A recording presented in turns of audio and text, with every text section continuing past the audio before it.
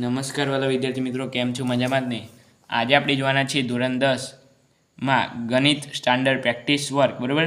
એમાં પ્રકરણ નંબર 5 સમાંતર શ્રેણીનું સ્વાધ્યાય 5.1 અને 5.2નું ક્વેશ્ચન નંબર 1 થી 4 ઓલરેડી મુકાઈ ગયા છે અને હવે આપણે 5, 6 અને 7 આ વિડીયોમાં જોવાના છીએ. તો અહીં મારી સાથે રકમો આપેલ છે, મારી પાસે રકમો છે, બરાબર, એટલે હું રકમો લખું નહીં, બરાબર. તો આપણે ચાલો જોઈએ મિત્રો.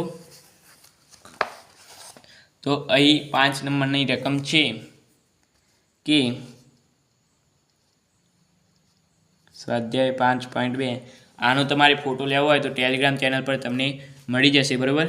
5.2નો ક્વેશ્ચન નંબર 5, 6 અને 7, બરાબર.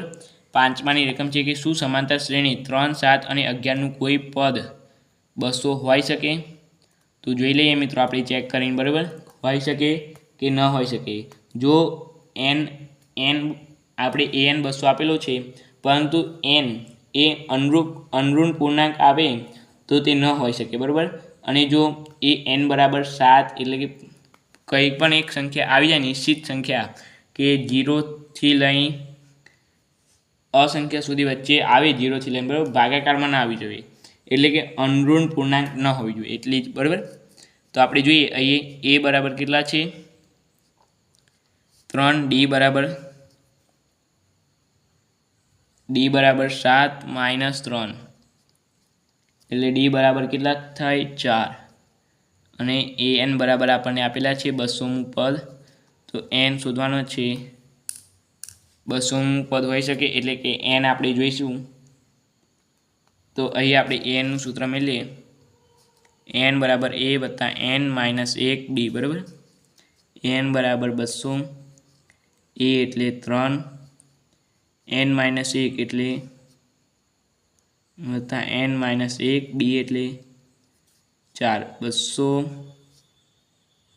માઇનસ 4 ભાગ્યા માઇનસ 3 ભાગ્યા 4 n માઇનસ 1, બરાબર.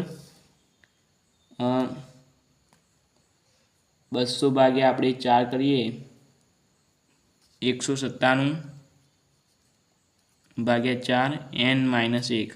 અહીંયા મિત્રો 197 ભાગ્યા 4 થઈ શકે જ નહીં, બરાબર.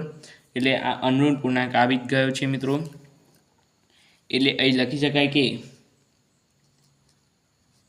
અહીં n અનઋણ પૂર્ણાંક નથી, માટે કોઈ પણ 200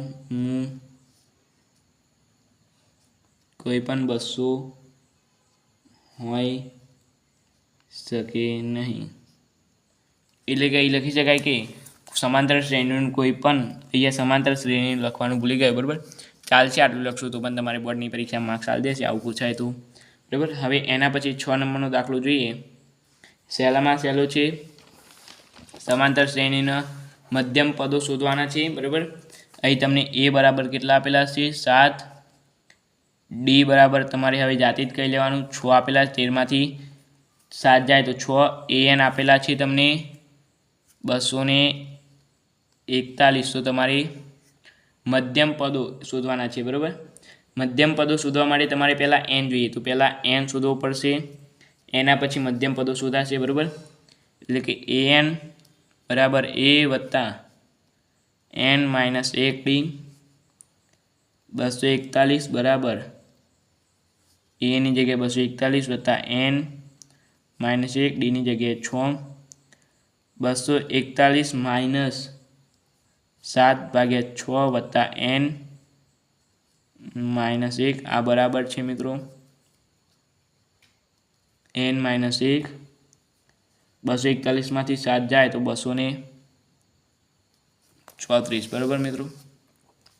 234 ભાગ્યા 6 n માઇનસ 1, 6 એ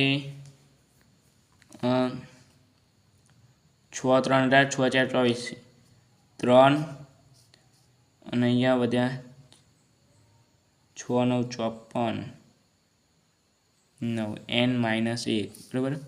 39 ગુણ્યા 6 કરો તો 234 આવી જાય. 39 વત્તા 1 બરાબર n બરાબર 40 બરાબર, ખબર પડી ગઈ। અને હવે n પછી હવે મધ્યમ પદ શોધવાનું। મધ્યમ પદ એટલે 40નું મધ્યમ પદ કયું હોય? 40નું મધ્યમ પદ 40 મધ્યમ પદ હોય જ ન શકે બરાબર મિત્રો। તમારે 40 મધ્યપદ શોધવું હોય તો 40 મધ્યપદ હોઈ જ શકે નહીં, કારણ કે મિત્રો 0 થી 40 વચ્ચેનું મધ્યમ પદ કેવું હોઈ શકે નહીં। પરંતુ એમ કીધું 1 થી 40નું તો હોઈ શકે, પરંતુ 0 થી 40નું બેકી સંખ્યાનું મધ્યપદ ના હોય, એકી સંખ્યાનું હોય।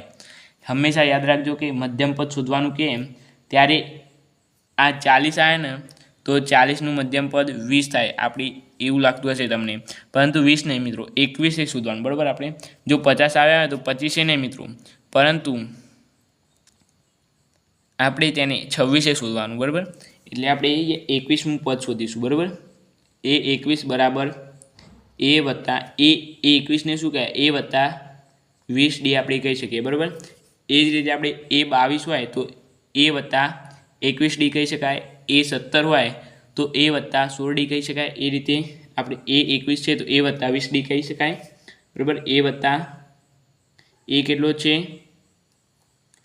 અહીં આપણને a 7 આપેલો છે, 20d કેટલો તફાવત કેટલો છે?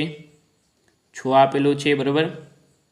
હવે 7 વત્તા 6 2 120 127 માટે a 21 બરાબર 127। તમે જોઈ શકો છો તમારી પાછળ પણ મારા ખ્યાલથી આટલો જવાબ આપેલો હશે, અથવા 7 જાય 6 જાય તો 121 આપેલો હશે। a 20 બરાબર 121 હશે, કાં તો 127 હશે બરાબર। આ બંનેમાંથી કંઈ પણ એક જવાબ હશે, તમે જોઈ શકો છો। ત્યાર આ જવાબ ફાઇનલ મિત્રો બરાબર, એ 127। ત્યાર પછી આપણે 7 નંબરનો ક્વેશ્ચન જોઈએ તો એ તો એકદમ સહેલો જ છે, આની જેમ જ છે મિત્રો બરાબર। ખાલી આગળના જે દાખલા ગણ્યા એ જ પ્રમાણે છે, પરંતુ એમાં મધ્યમ પદ શોધવાનું નથી। તો જોઈ લઈએ 7મો દાખલો હું અહીંયાથી લખું છું બરાબર।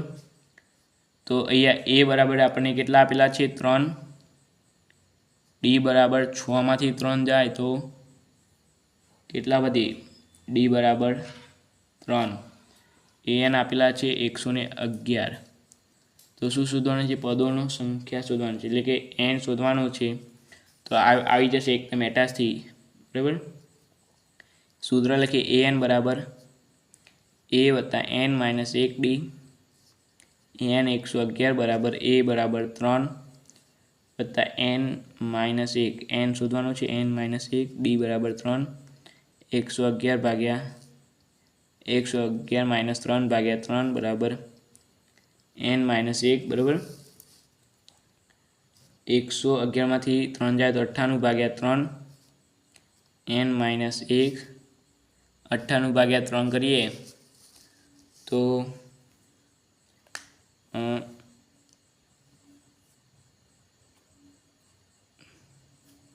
98 ના આવે યાર, 108 આવે। 108 ભાગ્યા 3 કરીએ તો 3 3 9 વધી 1 6 3 18 36। હા, તો 36 બરાબર n માઇનસ 1 બરાબર। હું અહીંયા લખું છું કારણ કે નીચે જગ્યા નથી।